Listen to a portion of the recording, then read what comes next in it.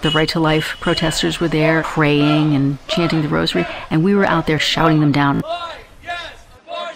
One protester's following this girl into the clinic, telling her, "You can save your baby, you can save your baby." And I just started pointing my finger at this fundamentalist and chanting, "Sinner, sinner, sinner." And this circle of pro-choice protesters cornered her and started chanting, "Sinner, sinner, sinner." And she collapsed on the ground and called out to God, "Oh God." And there were two little old ladies standing next to me, watching this go on. I thought, oh, I've gone too far. This is awful. And one little old lady said to the other, "I love it when they cry." I was raised fundamentalist. When I first started questioning the teachings that I was brought up in, it was really scary. You have everything written out for you. It took a lot to get past that. You feel like a member of a special club. My best friend, I remember her going on about how all these rules and regulations are so wonderful, and I said to her, "It sounds like you've been brainwashed." And she said, "And my brain was filthy." Everything can be explained and understood. When you start questioning that, you're on your own. I have had an abortion. I was 30 years old, and I had my own resources. But going to a clinic was a very scary proposition.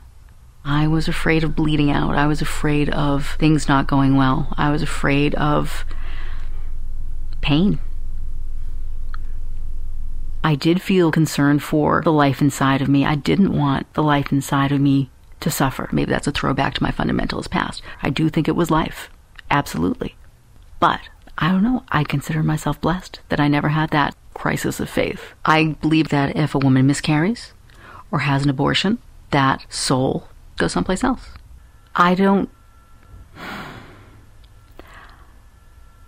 Having an abortion changed me in seeing both sides a little bit less authoritatively. The girl that I saw walking into the clinic, she was by herself, terrified of all of us. Both sides couldn't care less about that poor little girl. Maybe they could have said, "What do you need? Do you want me to be with you? Do you want me to hold your hand? Take all of the politics out of it. Do you want to just be carried for a little bit?" If either side would have asked to hold her hand, she would have had a very different view of herself and both sides of that issue. At work, we have people from both sides, and no one yells. One of my coworkers, very conservative. His best friend, he's got pictures of Obama up on his desk and all of that. The two of them love each other. And the Republican said, "I will vote for the next 2 cycles for whoever you tell me to, if you will only quit smoking." It was so sweet. I said, "Fred, if you do quit smoking, not only will he vote for whoever you want, I will show you all of my tattoos." I'm at peace. I really am. And I can understand how other people would not be.